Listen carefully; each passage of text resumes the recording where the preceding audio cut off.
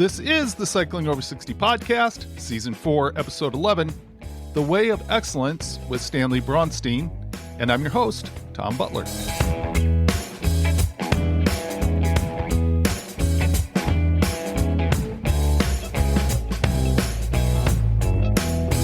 I got a wake-up call doing the Chili Hilly this year. I learned if I'm going to do longer rides, longer than an hour, then I need to prepare for it. I can't do hour rides or shorter and be okay for longer rides. When I did my 38-mile training ride to prepare for the Chili Hilly, it had been a long time since I'd been out for more than an hour. My legs were wrecked by that ride. I ended up doing only the 20-mile route on the Chili Hilly. I don't think I could have finished the 33-mile route, especially with the additional climbing that would have been close to 2,900 feet total. To do any long rides, I need to keep it up during the week. I need to ride for 2 hours at least once, maybe twice a week. I see my current situation as being a good point for purposes of the podcast, but not so good for me. If I got on each week and talked about how easy it is for me to stay active, it wouldn't match the struggle that most people have. The truth is I'm struggling to get rides in and to work out right now. I've gotten busy with 3 projects and it's making it hard to carve out time to ride. Nothing about the importance to my health has changed, but I'm just getting pulled in by projects that have me sitting in front of the computer all day. Something has to change. I'm way behind on my cycling goals. I believe I'm going to need Strava policing. I'm the kind of person that responds to knowing that someone is going to question that I haven't been out for a ride in a couple of days. In fact, just saying this now is motivating. I happen to have a good observer. My daughter said that she would look at my Strava report each Sunday and give me a grade. I think that will work. She also said she would post something in the Strava group itself. That's a little intimidating, but I know she truly cares about me, and she will also be very honest, and that means I will usually do what she says. The biggest issue is that I have this huge project to do. I've been working on grant funding for something called CAN, the Cycling for Active Aging Network. It is a group of organizations in Pierce County, Washington, that will work together to get sedentary people over the age of 50 out on bikes. I put a bunch of time into completing a grant application for the program. On the day of the application deadline, I pulled it. It just wasn't good enough in time. But then another funding opportunity emerged immediately, and now I'm putting that application together. The CAN program is ambitious, but if successful, it will be something that I've been talking about for over a year. It will be a model for what can be done in communities to get inactive people over 55 out on bikes. In Pierce County, Washington, there are something like 250,000 people over the age of 55. It's really possible that more than half of these people are managing prediabetes or type 2 diabetes. This alone means that it is a worthwhile thing to introduce the bike as a device to use to be active. And that is just one disease state of many that can be impacted by activity. I'm inviting everybody that listens to this podcast to be a part of CAN. I will share more information online about the program soon. If you happen to be in the Pierce County area, help by doing a few hours of volunteer work with the program. We just need people who will go out on rides. If you aren't close enough for that, then you can provide occasional feedback to help develop the program. If anybody wants to be a part of an advisory group for CAN, email me. I want to continue to push the bicycle as a medical device. And CAN is the most concrete manifestation of this so far.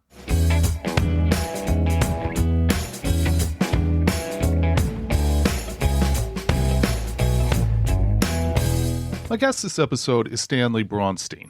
I was interested in sharing Stanley's story because it is a unique perspective on getting active. I believe you'll find that his journey and his desire to help others is very inspiring. Here is our conversation. It's great to welcome my guest today, Stanley Bronstein, to the podcast. Thanks for joining me, Stanley. Thank you for having me, Tom. It's good to be here. Yeah. When I got connected to your story, Stanley, what I found most compelling are your concepts of achieving long-lasting success. And that focus led you to create the Way of Excellence, which I'm sure you'll talk about here. And I'm excited to get in your personal story and your thoughts on mindset, a mindset that can help people achieve their fitness goals. Well, go ahead. The Way of Excellence grew out of my experience. We'll talk about that as we get there. Perfect. So first talk about how you got to the point where you wanted to make a change in your own life. Well, first of all, let's talk about what my change was. My change was somewhere along the way, I maxed out at 367 pounds, 58-inch waist. I'm only 5'7". Today I'm about 145, 31-inch waist, no drugs, no surgeries. So that's where I was and that's where I am. So that's my journey. Now, my battle with obesity started when I was 8 years old. Like many people, I had a trauma. My mother died. And needless to say, that messed with my head. And I was living with my massively obese father who had no clue how to eat healthy. And he certainly didn't teach me how to eat healthy. And we both ate ourselves into oblivion. And then, like so many yo-yo dieters, I had ups and downs, ups and downs, ups and downs. I even lost 100 pounds one or two times and then put it all back on, or most of it back on, so, back and forth. As I was approaching 50, 4 months before my 50th birthday, I know you're cycling over 60, but mine turned at 50. And just so you know, I'm 66 today. So February 1st, 2009, a little over 17 years ago, I call that day my rebirth day. Today's February 7th, 2026. So it was, 17 years and 17 days ago. I woke up and I said, where am I going to be in 5 years if I keep going the way I'm going? I didn't like the answer. Would you care to guess what it was? Go for I'm it. thinking you would say you wouldn't be around. Dead. Yeah. Dead. And guess what? I didn't want to be dead. Plain and simple. I was not at rock bottom. I hadn't had a stroke yet. I hadn't had a heart attack yet. My knees didn't give out yet. But all those things were probably coming. I was 320 at the time. I wasn't at my max of 367, but I was still 320. I was still a pretty big boy. And so I said, I need to make some changes. And first thing I did was I turned to my wife and I said, I'm done. I'm cooked. I mean, I was disgusted with myself, to be quite frank with you. I said, I have all this massive potential. I'm wasting it. I've got a successful career. I'm an attorney and a CPA. I'm sitting on my butt, committing slowicide, slowly eating myself to death. And I said, this is ridiculous. So I'm going to make some changes. Now, you notice it was February 1st, not January 1st. I had made New Year's resolutions like so many people do, and I broke it. I didn't keep it. But February 1st rolled around, and I said, there's no reason I can't start now. Start today, not next week, not next month, not next year, right now. So I said, what I need to make dietary changes. That's the first thing I said. And mind you, I didn't know then what I know now. It actually amazes me how smart my choices were back then based upon comparing it to what I knew then as to what I know now. I actually made some good choices. But some of them were kind of intuitive. First thing I did was I said, I'm going to stop drinking alcohol. Was I, an alcoholic? I don't know. But I was drinking scotch every day. And it was not serving me. I was serving it. And I was definitely drinking too much. So I believe in symbolism here. So I took my last bottle of scotch, poured it down the toilet, hit flush, gone. Haven't had a drink in 17 years and I do not miss it. Nice. And nor would I do it now. Okay. 2-liter bottles of soda pop. I was drinking 3 of those a day. But they were diet caffeine free. So surely they were healthy, right? No. The soda companies, the marketing companies, the food companies, they lie to us all the time. All the time. That's why we need to educate ourselves. So I took my last bottle of soda pop down the toilet, flush. Then I said, I'm going to make a food change. I said, I'm going to quit eating beef and pork. So I gave up red meat. And I like chicken and turkey, so that was no big deal for me to give up beef and pork. And the funny thing is that my father was a butcher, and I grew up in a home with unlimited free meat. And so for me to give up beef and pork, that was more of an accomplishment than I think. Now, let's talk about addiction for a minute. First of all, I don't really like the term addiction because I think it's a dirty word and I think it things people and it makes people feel like crap and it makes them feel less than human and it's not good. So I don't particularly like that crap. That's why I choose to say I don't know if I was an alcoholic or not, but I know I was drinking too much. That I know for sure. So I didn't have trouble quitting. Believe it or not, it was very easy to quit drinking, and it was very easy to quit drinking soda pop. It really was. And I like to say that's because I was not physically addicted to those things. There were no detox symptoms. You know, if you're addicted to heroin, you're addicted to coffee, you're addicted to cigarettes, there's withdrawal symptoms when you start doing it. I didn't have any withdrawal symptoms, none. I like to say I was emotionally addicted to those things. They were my lover, they were my friends, they were my comfort. But I threw them away because they were not serving me. Now, I did that and then I said, I'm going to start walking and I'm going to do the best I can. I chose, and I used to cycle, believe it or not, but where I live now, it's not as easy. I figured I'm going to pick walking because it's easier. You know, I mean, I had a great trek bike and everything at the time. I wound up selling it. I said, I'm going to pick walking because I think it's easier. You don't need a lot of special equipment. You can do it almost anywhere, almost any time. And I figured it would beat my body up less than other exercises. So that's why I chose walking. Nothing against cycling, but that's why I chose walking. And when I started out, I had trouble walking 2 or 3 blocks. Seriously. That's how out of shape I was. And I live at the top of a steep street, so I'd huff and puff on my way up the street. Now, so I said, how do I do this without beating my knees up? I found a gym that 24 hours that had a pool, and I would go there in the middle of the night, which started my routine of exercising in the middle of the night, which I still do to this day. So I would go to the gym early in the morning when there was no one in the pool, and I would walk laps.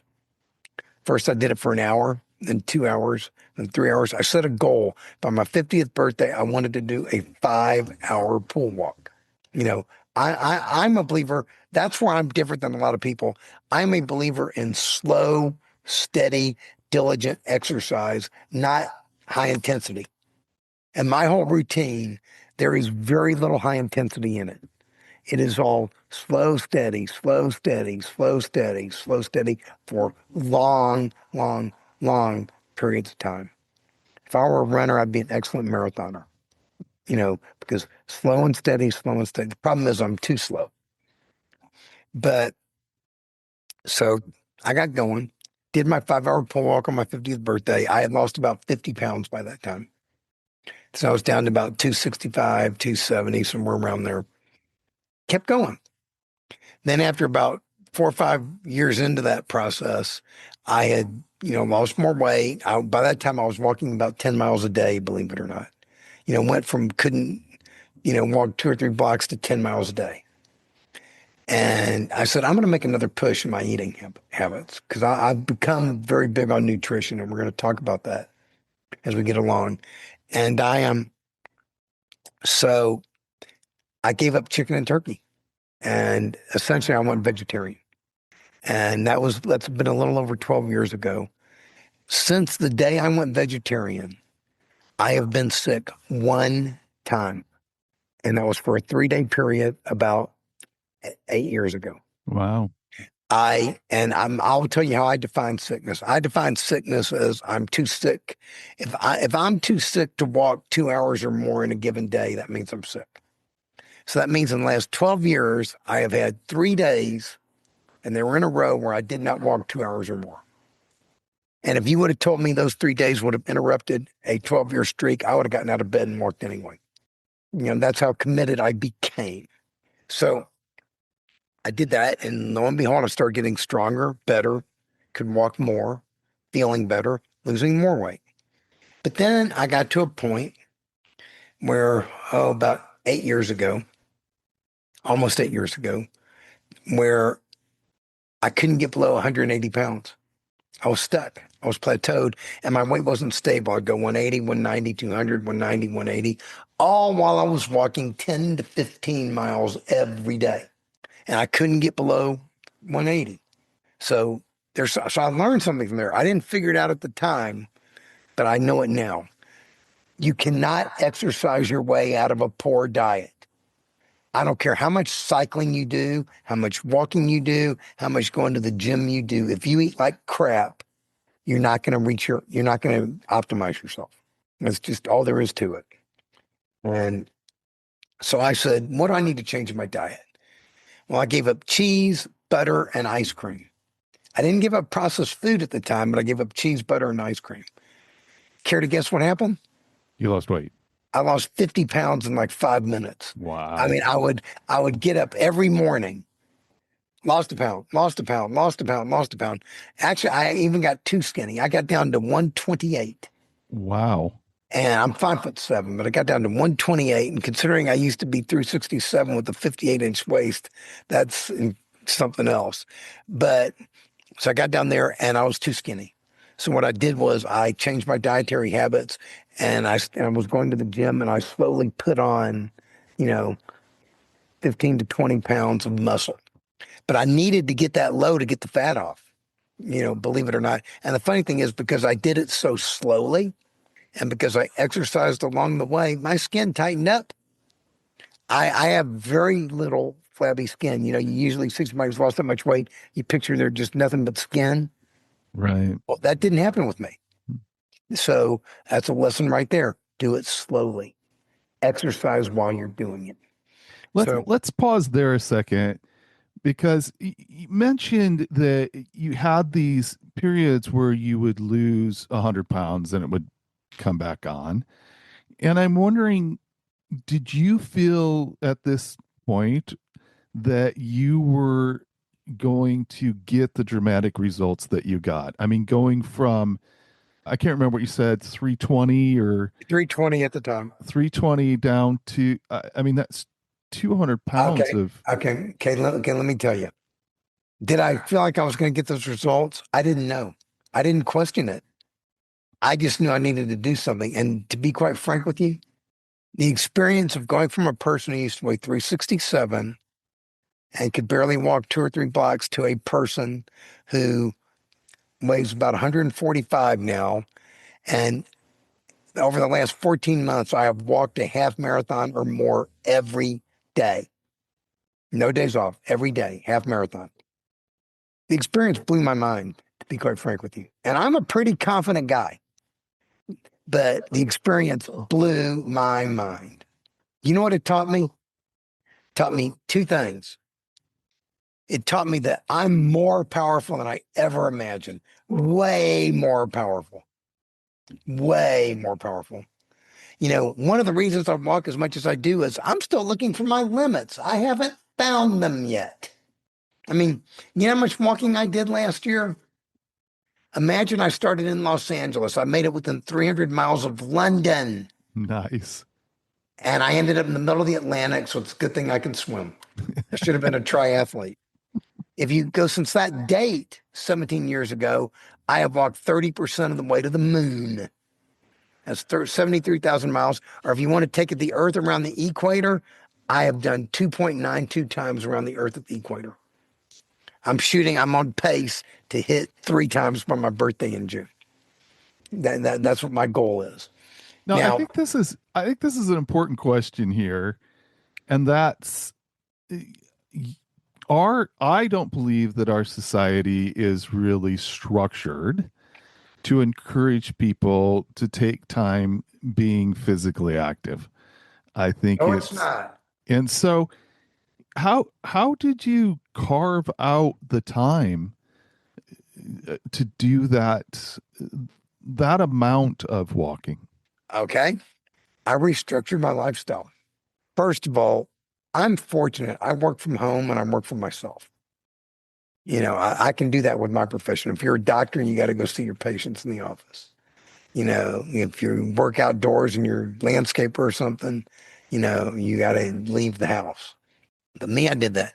I put a treadmill in my house and I hooked up a computer to my treadmill.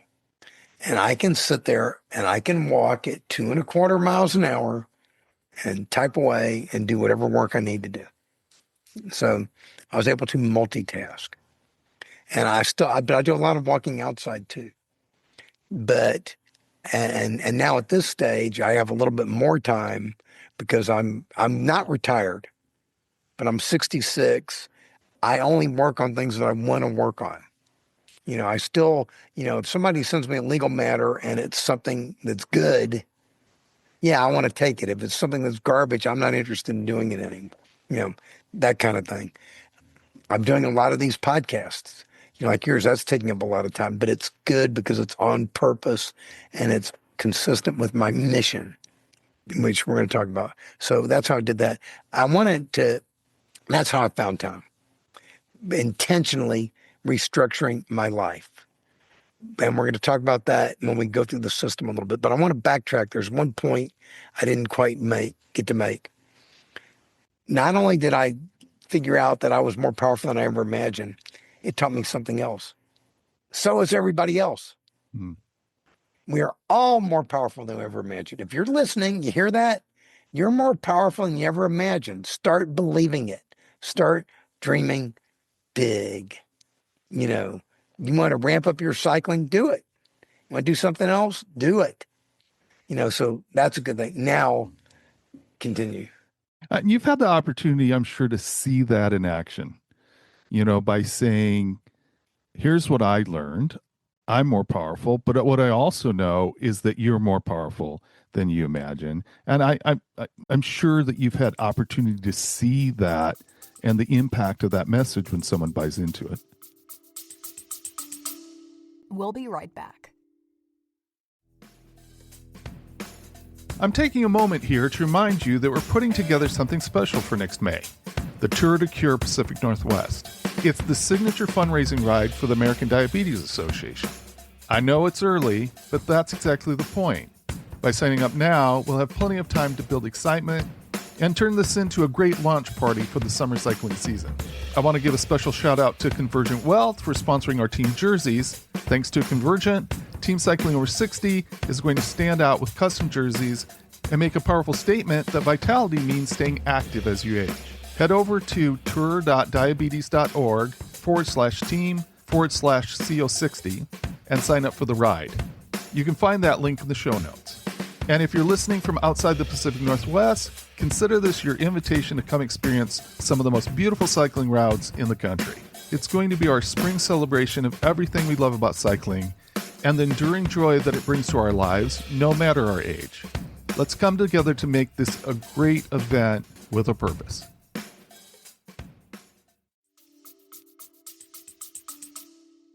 Yeah, I have. And it's wonderful when they do buy into it. But the problem is, expanding upon what you talked about a minute ago, the environment we live in, our country, our world, doesn't teach us that. It really doesn't. It teaches us to be limited thinkers. It teaches us to be sheep who fit within the mold, to follow in, and to be just like everybody else. And part of what I had to do when I embarked upon this path was I had to become what I call a healthy form of selfishness. Give you some examples. On that day, February 1st, 2009, I told my wife, and I'm going to give you a spoiler alert, we're still married, but I'm going to tell you what I told her. I told her, I'm going to make some changes in my life, and you might not like some of them. And if you don't, I don't care. I have to make these changes or I'm going to be dead. If you don't like something, I'm going on a journey. I'm inviting you to come along on the journey with me, and I hope you do. But if you don't, there's the door. You can walk out right now. I told her that. Those were the words. That's pretty nasty if you think about it. But I had to do that. I was healthy and selfish. One of the things I did right, and she stuck with me. Now, thank you. Now, one of the things, example, I set a rigid rule for myself. we're going to talk about rigid flexibility a little bit later, but this is one area where I became rigid. I set a rule that I'm not going to eat past 5 o'clock, period, because I figured out that I don't want to go to bed with my food. I wanted my body to have time to process my food. So no, not past 5. My mother-in-law used to like to take the family out to dinner to fancy restaurants, 6:30, 7 o'clock at night. And I would sit there and I would go and I would sit next to her and I would not eat. And she thought I was nuts, absolutely nuts. And I told her, the first thing I told her, I said, don't let my craziness be your craziness. This is me. This is what I'm going to do, and this is why I'm doing it. And I said, just think of me as a cheap date. Look how much money I'm saving you. So, and I'd sit there and I'd talk with everybody, but I wouldn't eat. I didn't care. People don't like it. Too damn bad. I was on a podcast the other day.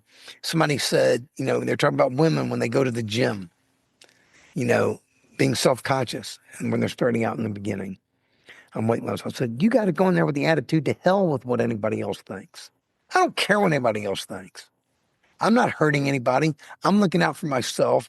I'm taking care of myself. And if you don't like it, too damn bad. So that's the attitude I tell people to go into it with. And the funny thing is, literally after 4 or 5 years, my mother-in-law finally said to me one day, she finally said, you're nuts, but you look really good and I'm proud of you. You've done a good job. Nice. Yeah. Yeah. But it literally took 4 or 5 years for her to say that. And that's fine. That's fine. You know, I, Yeah. I think this kind of leads into something. I talk about the concept that exercise is medicine. And, I actually say if you buy into that concept, then the bike is a medical device. If I'm saying I'm going to I need to go have chemotherapy, Yes. you people allow that kind of selfishness, right? It's like, I can't do that with you because I've got to go do chemotherapy. Yeah. And so they're fine with that. And so I think it gives that kind of construct gives us permission to be selfish a bit with exercise. Yes. But if you tell them I can't go with you because I need to go do my bike ride, they think you're Yeah. an ass. Yeah. Yeah. So Yeah. what do you think about that concept, exercise is medicine? I mean, it seems like that has such a you are such a powerful example of that. It is. It's part, but it's not the only part of the medicine. Like I said, you can't exercise your way out of a poor diet. It is part of a entire thing. It's all about balance, healthy nutrition, healthy, lifestyle, healthy exercise, healthy movement, healthy mindset, all those things. It's all about balance. And let me define balance for you before I go any further. I learned this in a Tai Chi class. Balance is identifying anything that's deficient and increasing it, identifying anything that's excessive and decreasing it. That's balance. Think about that. That's a beautiful definition of that. I like it. Okay. I went to Chinese buffets too many times, got rid of it. Drank alcohol too much, got rid of it. Sat on my butt too much, got rid of that. Didn't exercise enough, started exercising. Didn't eat enough healthy food, started eating healthy food. And you find a balance. And there are different parts in your body. I like to say body, mind, spirit. 2 parts. You see that little stick figure in the middle? That's where you want to be. I call that the still point. You want to be in between. You want to be where everything is even. You have something. Me, when I started out, I was all mind. Yeah, I'm sorry. Over here, I was the red part. I was all mind. I, you know, sat at the desk all day, did my legal work, did my accounting, mess. Then the funny thing is, I got so into my exercising, I became all body, and I didn't want to do my work. And then over time, I said, I need to start doing my work. I need to adjust. And I figured out, how to balance myself because When you are at your optimum state when everything is in balance. You know, exercise, cycling, walking, running, whatever, it is definitely medicine. It is part of what it is to be a healthy human being. No doubt about it. But you have to adopt an attitude, a devil may care attitude. You do. And it's tough. You know, it really is. Now, Um, I just want to make a quick note that what you held up there for people that are just listening, you can okay. go to stanleybronstein.com and I'll put a link to that in the show note. And Actually, you, it's better. It's actually better if they go to my main website, the way of excellence. okay, okay, perfect. So the way of .com. excellence.com, and Yes. I'll put a link to that in the show notes, and you can see that diagram that shows spirit, body, mind, and the human figure that is the intersection of all these things. Yes, and it's all in the system. See what I'm gonna do when people go to my website. The entire system is there for free. So everything there is free. I do not charge on the website. That's not. It's not that I don't like money. It's not that people can hire me if they want to work with me privately. I'd be happy to do that. But I give this away for free because it's my way of giving back, my way of helping, and because I can. So the system's there. I recommend you start out. On the front page, it'll link you to videos, and there's 20 videos. Do one a day. They're 8 to 12 minutes each. They're not that long. You do one a day. In less than a month, you'll have gone through the whole system. You will have learned the whole system. And what the system is, it's a human operating system. Think of it as Windows 11, Mac OS, Android, Linux for what it is to be an excellent human being. And these are all things that I learned out of my experience. And I put it into a system because I wanted other people to be able to apply this system to their life in whatever way works for them to help make their lives better. You know, it's not, people ask me all the time, do I have to do what you do, Stanley? And I go, no, you don't. The world already has one Stanley. It doesn't need another. But what the world does need is for you, for all of us to be the best human beings we can be. That's what the world needs. Well, I want to get into this, your concepts that fill the way of excellence. I want to set the stage with a couple things. One is that you spent a lot of time with yourself out walking.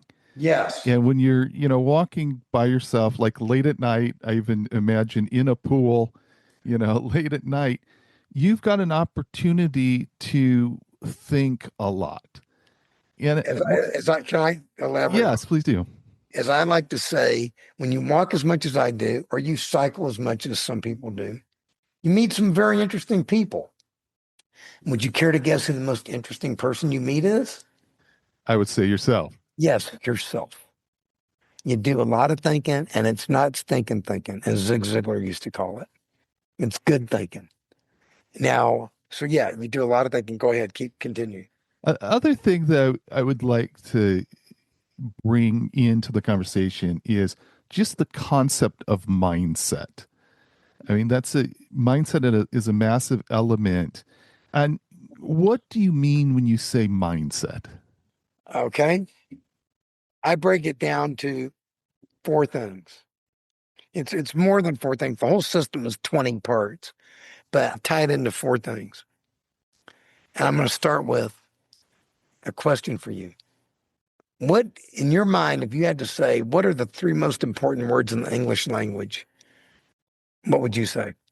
That's a tough question. Well, You know, I would answer that I love you.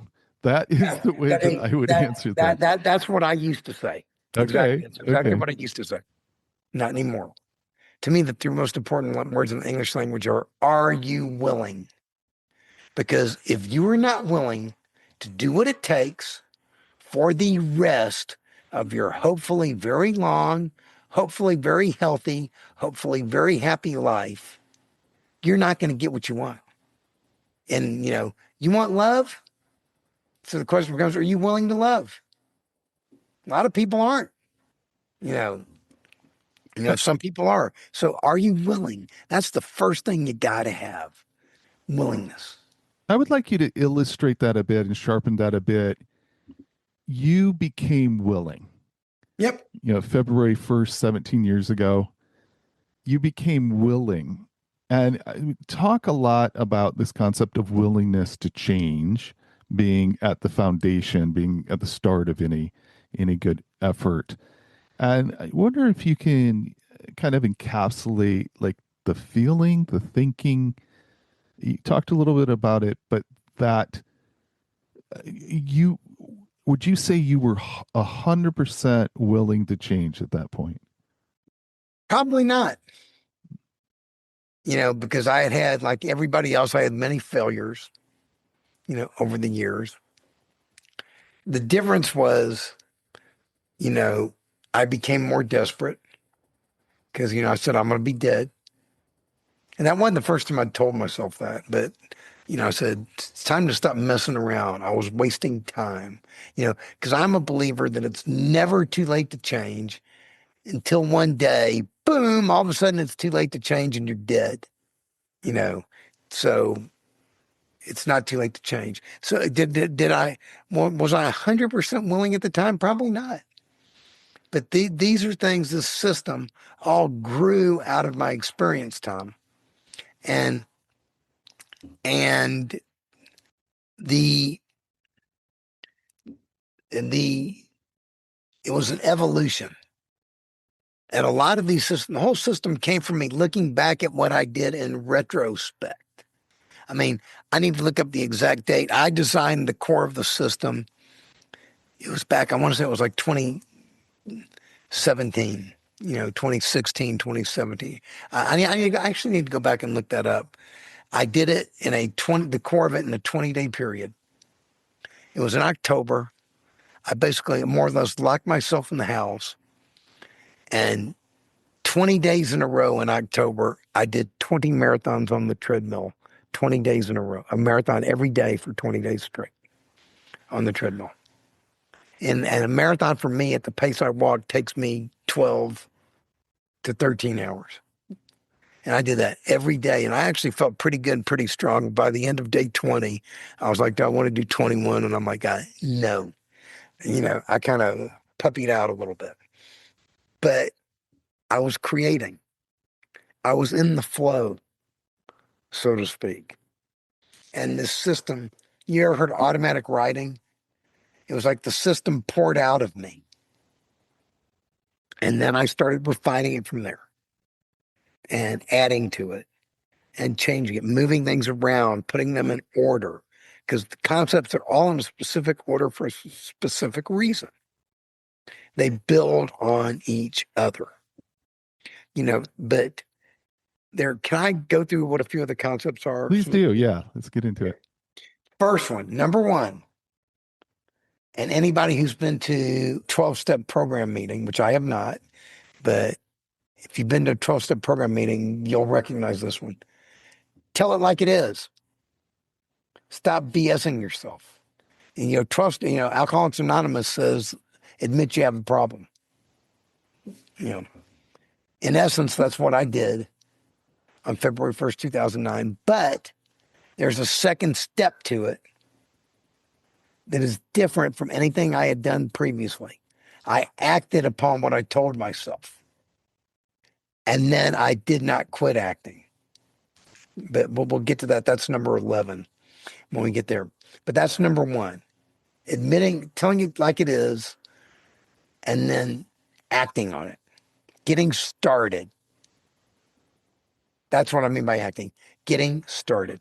Number two, this is a long-term game you were playing. Life is a long-term game. I did not get to be as big as I was overnight, and I did not get to be as small as I am now overnight either. It takes time. It is an evolutionary process. It is not a straight line. You have ups, downs, zigs, zags, backward, forwards, left, right. It is an evolutionary process, and that's okay. The problem is we live in a short-term world. Uber, Alexa, Siri, Amazon Prime deliveries, please. I want it in the next hour. Thank you very much. Every instant streaming. You want to see something on TV? Stream it right now. Everything is there on demand. And the problem is we're filling ourselves with crap, stuff and crap fed to us by people who want to make money off of us. It's all about money. Now, I want to point something out here. So far, Tom has not asked you for any money, and I don't think he's going to before the end of the podcast. I have not asked you for any money, and I know I'm not going to ask you for any money before the end of the podcast. You go to my website, I'm not asking you for any money. If you want to work with me privately and you want to pay me, I'll take it. But I'm not asking you for it, and you don't have to. Everything is there for free. So who should you listen to a little bit more? The person who's trying to make money off of you, who may not give a rat's ass about you, except for the green money you got in your pocket, or somebody like Tom and I, who are talking out of the goodness of our heart and our passion, who want to help people. So pay attention to that.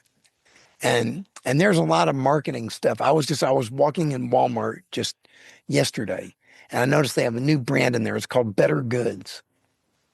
I said, Better Goods. Let's take a look at the label on the back and see what it says. I want to see how much better these goods are. Pizza, 3,000 milligrams sodium. Frozen skillet dish, 3,500 milligrams sodium. And look at all this stuff, and I'm like, by my standards, I don't think this is better. But they call it better, and they put a pretty picture on the front, and people buy it. And I'm not going to say shame on these companies or anything. The companies are selling us what we want. The solution is not to tell the companies to sell us better stuff. The solution is to educate ourselves, stop buying that crap, and only buy the good stuff. And then they'll figure it out, and they'll start selling us good stuff when they see that they're losing money. That's the solution.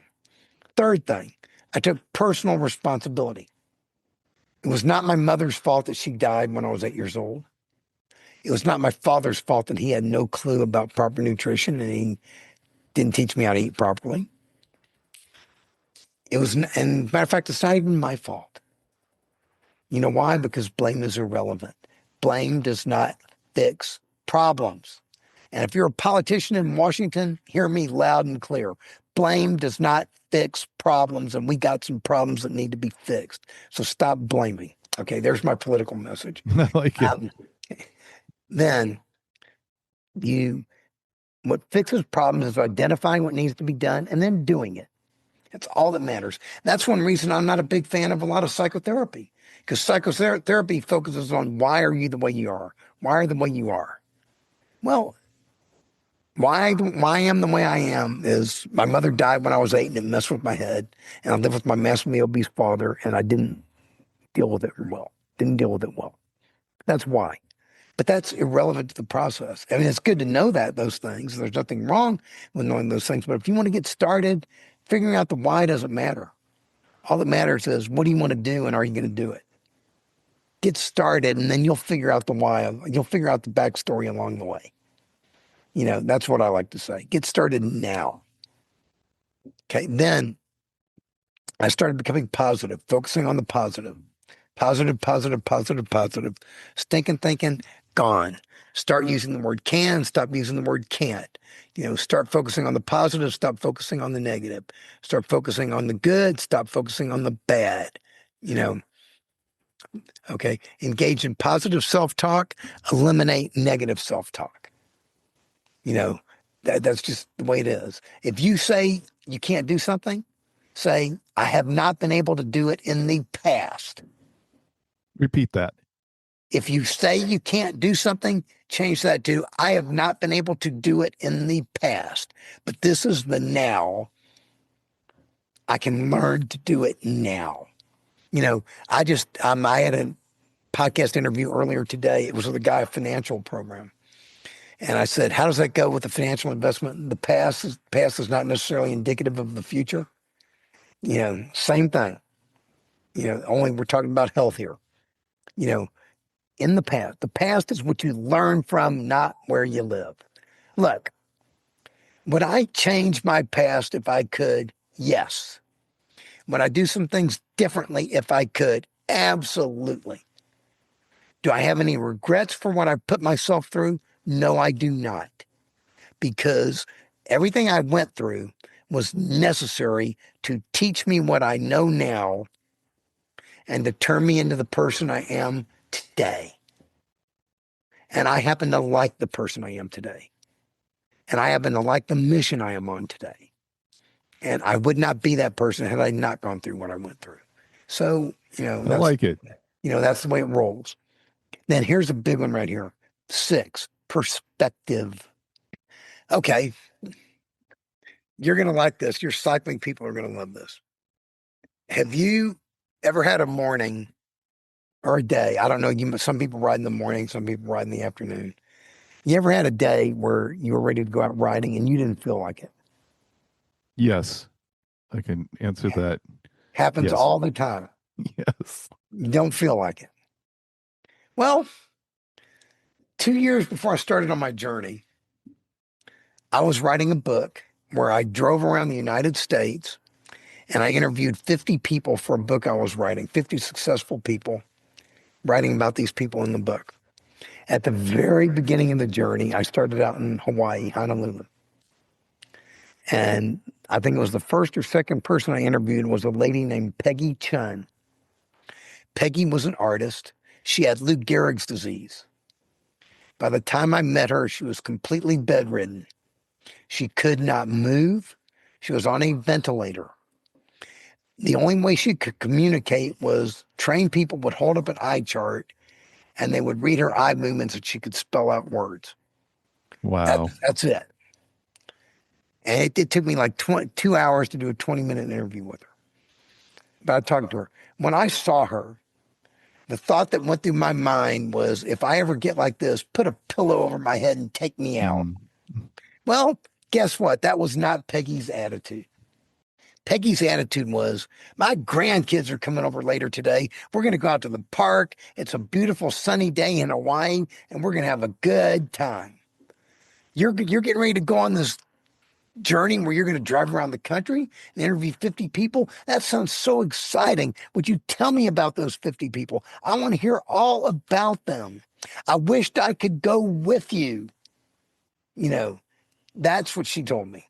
This woman, who was in a state where I would want to die, had the most joy for life out of any person I've ever met. So, And that was a choice she was making. yes, it was a conscious choice. Because and that was from a woman who had unlimited time to think, because she couldn't do anything but think. That was what I named her chapter. What would you do if you had unlimited time to think? So when I started on my walking journey, I had mornings when I didn't feel like walking. So instead of saying, they say, what would Jesus do? I sat there and I said, what would Peggy Chun do if she could? And I said, Peggy Chun would get her lazy ass out of bed and she'd go for that walk, and she might not ever come back because she was having such a good time. So every time I didn't want to walk, I got out of bed and I did it anyway. And I said, this is for you, Peggy. Well, I want to sidetrack the conversation just slightly right here, Go ahead. because you're talking about something that's so important. And also, I think for a lot of people, there's this element when you start out, you're seeing like all these issues, and you're Yep. seeing, if I don't make a change, I'm going to be dead in 5 years. Yep. As you start having success, it seems like we all have a tendency to then be less motivated, Rest on our laurels. to rest on our laurels, to Okay. say, Okay. I'm Now pretty good shape here. So okay. yeah, Okay. I'm actually coming to that. nice. You jumped the gun. I'm coming to that. That's called discipline. Okay. See, motivation fades. Discipline doesn't. Okay. Motivation gets you started. Discipline keeps you going. So anyway, Let's jump to number 10. This one's number 18, but I'm going to get there real quickly. Jump to number 10. Taking consistent action that's consistent with your goals. Oh, I want to lose weight and get healthy. I'm going to go to this Chinese buffet and pig out, and then I'm going to go home and sit on my ass and drink scotch. Think that's going to get me healthy? Probably not. No, those actions were inconsistent with my stated goals. But when I started saying, I want to be healthy, so I'm going to bring healthy food to the office, I'm going to eat healthy food, and I'm not going to drink scotch, and I'm going to go for a walk. What happened? I started achieving my goals. Your actions need to be consistent with your goals. Then 11, persistence. You ever seen the movie Galaxy Quest? Never No. give up, never surrender. You know, get started and keep going, keep going, keep going. You fall down 7 times, get up 8. Keep going. You fall off the wagon, hop back on. Keep going, keep going, keep going. You know who my favorite totem animal is who represents me? The snail. Okay. All right. I am steady, diligent, persistent. I get where I'm going no matter how long it takes. Keep going, keep going, keep going. That's the key to success. Get started and never stop. Okay. Now, 13, respect. I used to complain people didn't respect me as much as I wanted, all while I was walking around at 367 pounds. I was showing them an outward manifestation that on some level I didn't respect myself enough to take care of myself. Is it any wonder they didn't respect me? Duh. So when I started getting in shape, guess what? They started respecting me. And now people in my neighborhood, they see me walking every day. They see what I do. They see the long-term people who've been here. There are some people who've been here during the whole journey, and they've seen what I've done, and it blows their mind. And good, it should. And it's got them out there walking and got them started.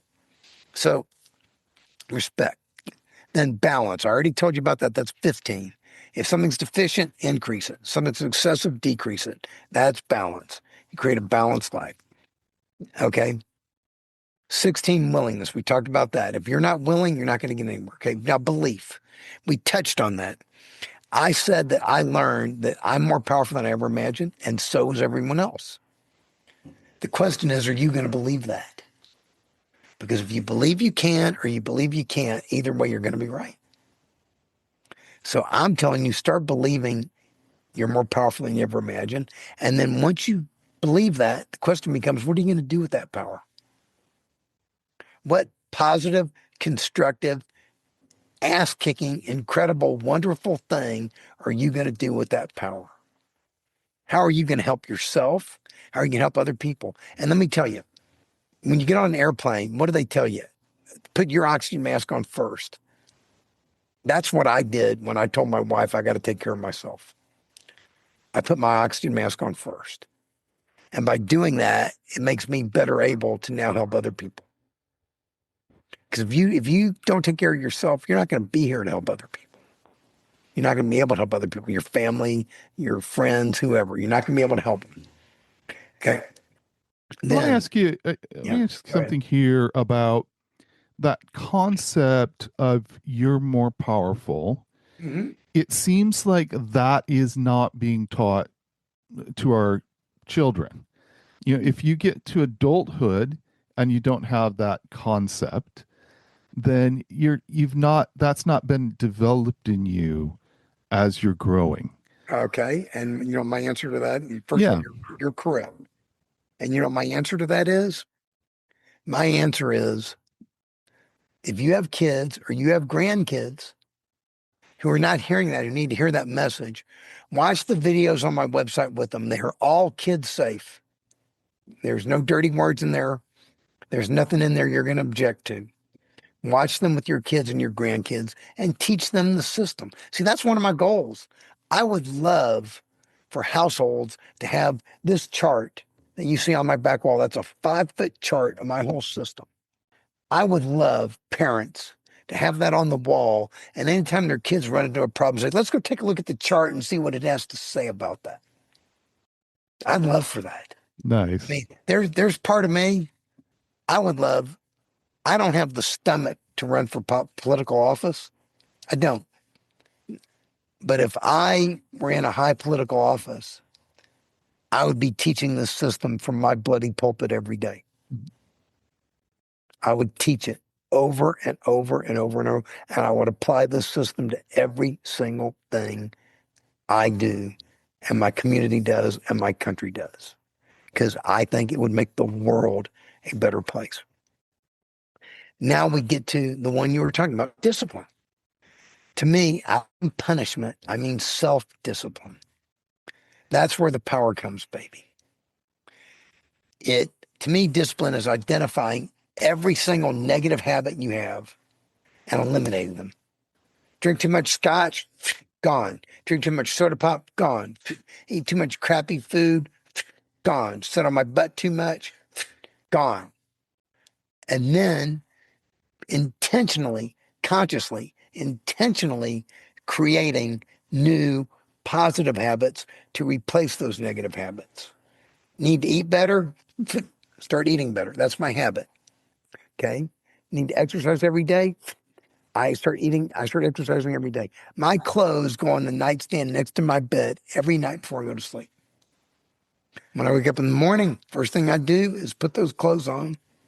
And then I go stretch, and then I either go out the door to walk, or I hop on the treadmill, or I go to the gym and do it. But every day, it's a habit. It is a routine. I've been doing that for years. It happens automatically. That's one of the things I talk about in one of my books, The Way of You, that's on my website that's free. I talk about the concept of autopilot. The problem is we are programmed to run on autopilot, and we go through our days without consciously thinking, and we do the same crap over and over and over and over, and we waste our time, we waste our energy, we waste our resources. What I have done is I have identified those things and eliminated as much of them as I can and replaced them with new habits, new autopilot. I've reprogrammed my autopilot to where I automatically do things that are positive for me, that are constructive for me. That's what's up, but that's what discipline is. Motivation wears off. This is February 17th. How many people joined the gym or made New Year's resolutions who've dropped them by now? Right. Half, 75%? I don't Right. know. A lot. Too many. I did it myself. I made a New Year's resolution on January 1st that I was going to get it together, and I didn't do it. February 1st, I said, okay, now I'm going to do it. It's not too late. So if you missed your New Year's resolution, start now, baby. It's not too late. But mark down the day you start and call that your rebirth day and celebrate it every year. And just so you know, I don't celebrate my rebirth day with a pizza. I celebrate my rebirth day by walking a marathon every day. And my goal, you're going to laugh at this one. My goal is to walk a marathon every rebirth day. I'm 66 now. Walk a marathon every rebirth day, every year. And on my 100th birthday, when I'm 100 years old, on my rebirth day, I want to walk a marathon still. I I, want to I be think capable of doing it. I think that's an absolutely reasonable goal. I think that's an absolutely perfect goal. It's not a stretch goal, but but Stretch is no, fine. and yeah, I dream big. I mean, my goal is for thousands or millions of people to get it together all at the same time. Can you imagine what would happen in our world if we all got our shit together at the same time? Yeah, Oh my, oh my. I think that's an important concept in this way. If we went from 80% of people not being active to 80% people active, it would make such a transformational change in so many ways. as my mother-in-law used to say, from your mouth to God's ear. Bring it on, baby. I'm ready for it. Yeah, yes, it would make a change. Absolutely. Okay, let me tell you. I want to tell you one more concept about how to make this easier, and then I'm going to tell you how to get started making that transformational change. Nice. I close out. Okay. 19 is commitment. When you become 100% committed to something, it becomes easy. You know why it becomes easy? Because you stop asking questions. I am 100% committed that only healthy food is going to enter my mouth. No ifs, ands, or buts. Okay. A week ago, my wife and I were out walking in the community. One of our neighbors had made some key lime pie, and she brought it out and said, "Do you want some key lime pie?" And she said, "I know you're probably not going to eat it, Stanley." But my wife took it, and I said, and she's skinny. I said, "Let me smell it." And I smelled it. I could smell the limes. I could smell the sugar. I knew it was in there. I said, that tasted good, and I didn't eat it. Because you can taste food without putting it in your mouth. You can smoke a cigarette without lighting it. You can drink alcohol without it going down your throat. You can get the experiences through your mind. That's part of mindset right there. So I before Christmas, week before Christmas, somebody dropped off gourmet cupcakes and cookies. Could I eat a cupcake? Yes, I could eat a cupcake. It would not kill me. I wouldn't eat a cupcake and suddenly gain 100 pounds. I'm confident that I have this under control. But the reality is, I have no business eating cupcakes and cookies. I've already had my lifetime share of cupcakes and cookies, and I've had your lifetime share, and probably 20 other people's lifetime share. I have no business eating that stuff. Can I drink a shot of scotch right now? Yes, I could, but I have no business touching it. Can I drink a soda right now? Yes, but I have no business touching it. I am 100% committed that I'm not going to do those things. When you're 100% committed, see, when people gave me the cupcakes and cookies, I didn't ask, could I eat this? Would it be okay to eat this? Should I eat this? I just said, I'm not going to eat this because I am a person who does not eat cupcakes and cookies. Just like I am a person who cycles every day or 5 days a week or whatever it is you want to do. Whatever your routine is. I am a person who does that, and that's it. You do that. When I do my walking, I don't ask myself, do I want to walk? I go, I am a person who walks. And I get up and I go walk. It's all there is to it. I'm 100% committed. It makes it easier, much easier. Now, let's talk about what I advocate to someone who's just starting out. Okay?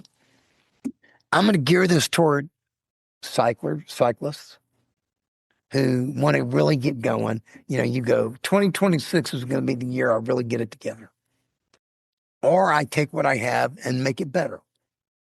You might already be active, but you want to make it better. You want to ramp it up a notch. Here's what I recommend to people. Okay. Number one, eat less processed food and more natural whole food. Nuts, grains, seeds, vegetables, fruits, stuff that's not been processed. You look over here in the corner right now, there is my hydroponic garden that I have growing stuff. It's just really getting going. So far, I've had about 10 salads out of it. And considering what it cost me, they've been about $100 a salad. But, yeah, but it's growing like weeds. It's really getting better. Nice. And it's delicious. I got it over there. I have the best, most beautiful bok choy you've ever seen in your life. Other things like that. So it, really helps. Proper nutrition. And I'm not saying never go to Burger King, never go to McDonald's, never go to Kentucky Fried Chicken, never eat a pizza. I'm not saying do those things. Personally, I don't do those things. I don't recommend you start doing those things. I think the less of those things you do, the better. But I'm not telling you to deprive yourself. I'm just telling you to get started down the right road. And you know why I say get started? Because I know that if you get started and never stop, you'll figure out what works for you along the way. That's what I did. You know, I didn't stop eating processed food until probably about 5 years ago. It was all vegan stuff, but it was still processed crap.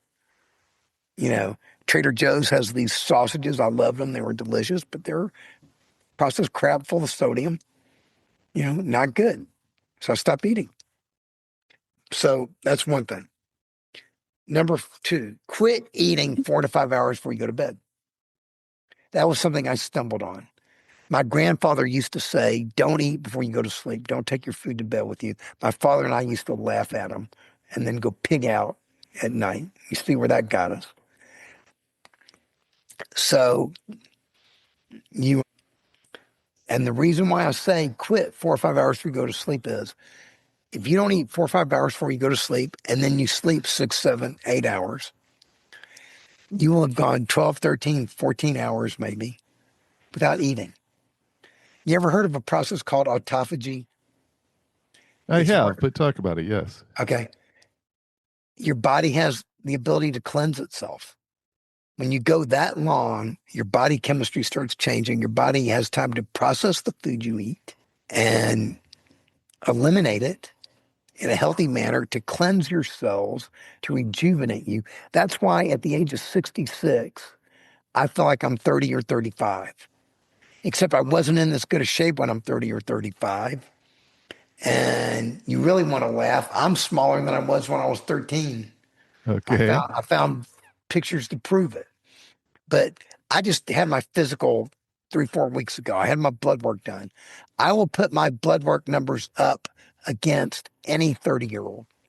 Bet you I'll beat most of them. It's all about taking care of yourself. So, and I do that religiously. I go through that process, you know, to where my body has time to cleanse itself. And one of the things you want to do along the way is you want to eat more fiber. Because everybody focuses on, am I getting enough protein, enough protein, enough protein? The reality is we tend to get plenty of protein. You need more fiber. Most people do not get enough fiber and you're constipated. And, you know, if you're eating enough fiber, you should be pooping 2, 3 times a day, baby. Mm. You should be cleansing your body. And when you cleanse out your colon, that's how you keep from getting stomach cancer, and lots of other things. Cleanse your body out. Okay. 3, walk at least 20 minutes a day.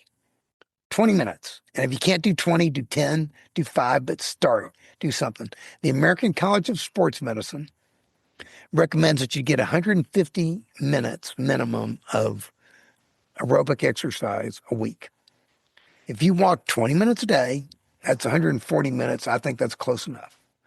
Do that and you will see amazing benefits. And the funny thing is, when I started out on my 50th birthday, when I walked that 5-hour pool walk that I told you about, I actually went to a health spa. I spent the whole week there before then ramping up for it. You ever heard of Canyon Ranch down in Tucson? No. Okay, it's a health spa down in Tucson, Arizona, 2.5 hours away from me. I went down there, and when their exercise gurus down there heard what I was doing, they all told me the same thing. You're doing it wrong. You're not getting your heart rate up. You're not getting your intensity up. You don't need to do it for 5 hours. You can do it in 20 minutes, 30 minutes. You're doing it wrong, wrong, wrong, wrong, wrong. Well, guess what? You know what my blood pressure is? 95 over 55. Mhm. You know what my weight is? 145. Do I take any medications? No. I walk a half marathon or more every day. So everybody who said I was doing it wrong, guess what? I must have done something right. That's the way I feel about that. And you can tell I'm a little passionate about that. So don't listen to your body. Listen to what it's telling you. Anytime I exercised really, really, really hard, I'd beat my body up and tear myself up. I hurt myself. When I do it now, I don't tear myself up. I can keep going. Then set aside 15 minutes or more every day to meditate or relax, quiet time, private time. If you like to pray, go ahead and pray. If you know how to meditate, go meditate. Whatever, quiet time. Turn the TV off, put your phone down, go in the room by yourself, turn out the lights if you want to turn out the lights. do whatever. In my house, I have a spirit room where it's full of all these, spiritual things that are important to me, and tons of plants in there and everything else. And I shut the door and I relax. And if you're looking for something to do during that 15 minutes, go to my website at thewayofexcellence.com. I've got videos on every part of the system. They're 8 to 12 minutes each. Watch one a day. Within less than a month, you'll have learned the whole system and you'll be on your way. And if you will take 15 minutes a day and do that for the course of a year, you will have spent more than 90 hours of quiet time thinking to yourself. And if you do that walking, you will have done more than 100, you will have done, a lot of time with the walking, so 120 something hours, of walking. That's 3 work weeks of walking. What you can do in that stuff, spend time for yourself. See, the problem is we live in a world that spins really fast. You got to slow it down.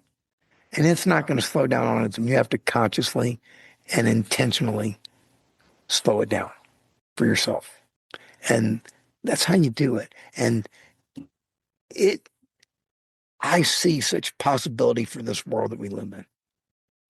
I see it's crazy. It is mixed up. It's got a long way to go, but I also think it is incredible. And the things we have, just the things I've seen in my lifetime. The internet, oh my. Anytime somebody tells, anytime I'm bitching that my internet's a little bit slow, I go, it's faster than Thomas Jefferson's was. He wanted to communicate with Europe. He had to send a letter by boat, wait a month or two to get a response, and hope nobody opened it up and read it along the way. Right. Well, this conversation that we're having is an example of that. Yeah. Well, I want to wrap up with this. Talked about mindset, and there's mindsets out there that just keep us stuck. There's messages out there. Go ahead. Have kept us stuck in the past. I love it. Have kept us stuck in the past. I'm thinking someone could say to you, well, Stanley, this works for you, but I could never do that. What I would say you've not been able to do it in the past. It starts with that one statement right there. Is there something that you would point them to? Is there like one specific thing? Is that the first video that you have out there is to try to keep people out of that place? Where would you point people to that say that? They start with the first video. The first video is an introduction. Shows you how the system is, what it is, how it's laid out. And then if you want to go, do number 1, tell it like it is. I purposely put that one first because that's the whole key. You have to admit you got a problem. You have to admit you want to do something. But I'm telling you right now, if you were stuck, you want to know what my real response is? I can't do it. My response is bullshit. Gotcha. That's my response. You have not been able to do it in the past. Perfect. Now is a different time. Let's go do it. And if you want help, let's do it together. I love that. Well, Stanley, I'm so thankful that you took the time to spend with me and to have this conversation. I just think what shows to me is a couple things. One, your desire to help other people achieve awesome things in their life. And also that you've had time to really process these things, to think about these things, put them together in a form that will help other people grasp them. And I thank you for that contribution and thank you for being here with me today. You're welcome. It's why I'm here, Tom. Awesome. It's my purpose in life. Well, I hope that we get an opportunity to talk some more again someday. Works for me. Thank you very much. Awesome. Take care now. Thank you.